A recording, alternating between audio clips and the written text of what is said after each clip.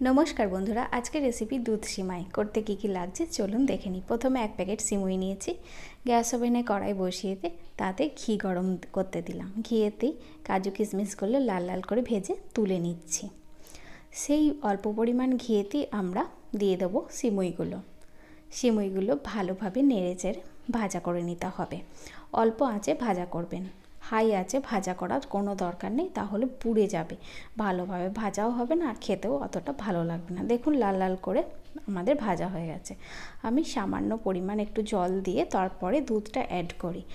আপনারা চাইলে প্রথমেও দুধ অ্যাড করতে পারেন, আমি কিন্তু সামান্য জলটা ফার্স্টে দিই।